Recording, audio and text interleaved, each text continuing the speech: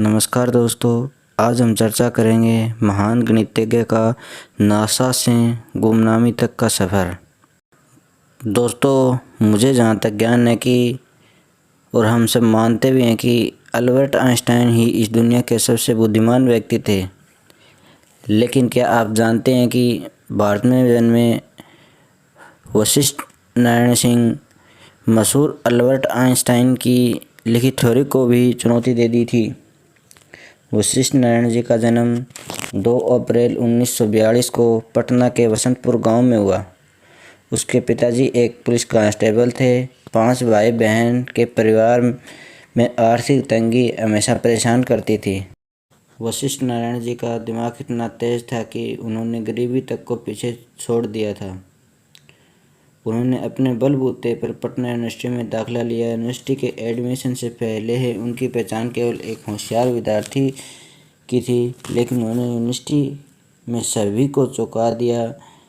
वे math के सवाल अपने ही नहीं अपने सीनियर साथियों के भी हल किया करते थे। कॉलेज के प्रिंसिपल नारायण नाथ, जो कि खुद मैथ के प्रोफेसर थे, वो भी उनसे काफ़ी परेशान थे, क्योंकि वशिष्ठ नारायण जी मैथ के टीचर से अजीबोगरीब सवाल पूछते थे। टीचर के गलत पढ़ाने पर टीचर को डांट देता था।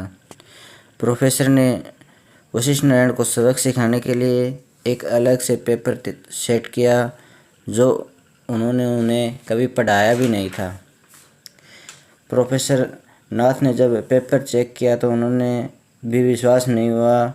दोस्तों, वशिष्ठ नारायण ने उन सभी सवालों का सही जवाब दिया, बल्कि साथ में उन्हें सवालों के जितने संभव तरीके थे उन सब तरीकों से हल किया।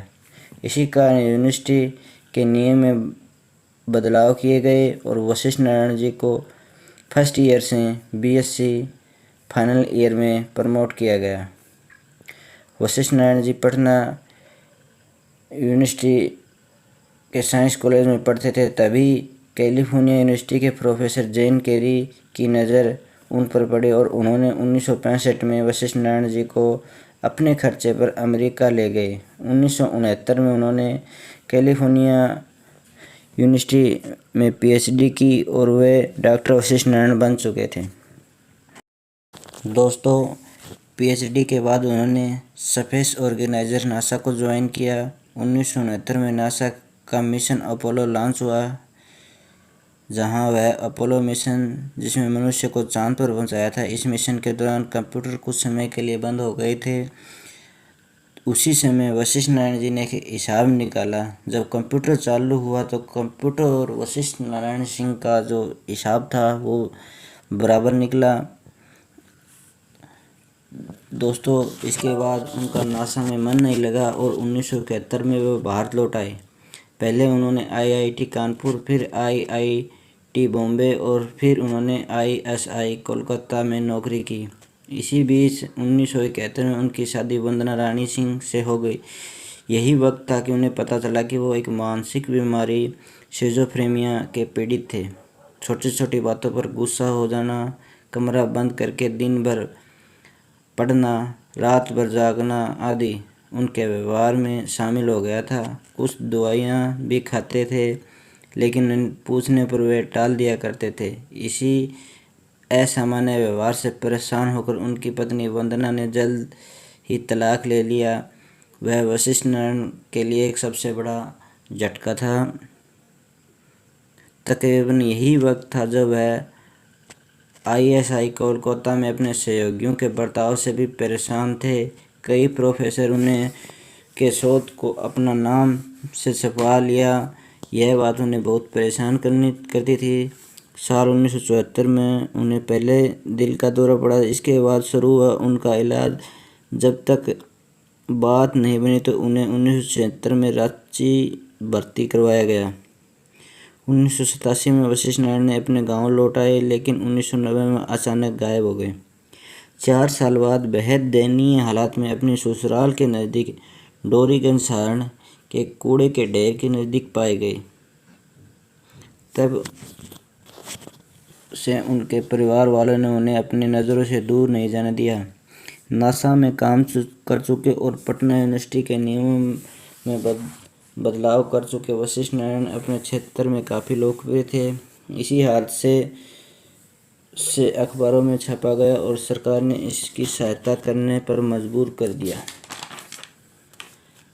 पहले उन्हें बेंगलोर स्थित निहांस में भर्ती किया गया। इसके बाद दिल्ली स्थित मानव व्यवहार एवं समृद्ध विज्ञान संस्थान दिल्ली में इलाज चला।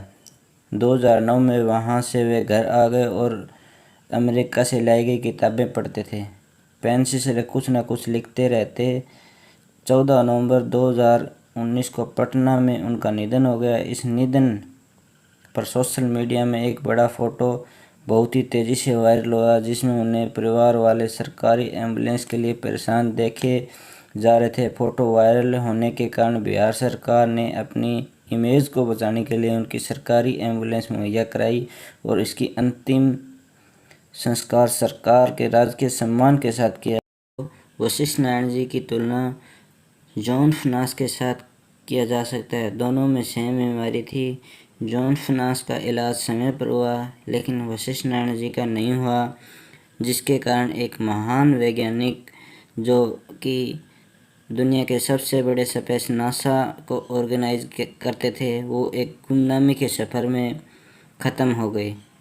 धन्यवाद दोस्तों, अगर मेरी जानकारी अच्छी लगे तो वीडियो को लाइक करें, शेयर करें और मेरे चैनल को सब्सक्राइब करें। धन्यवाद दोस्तों।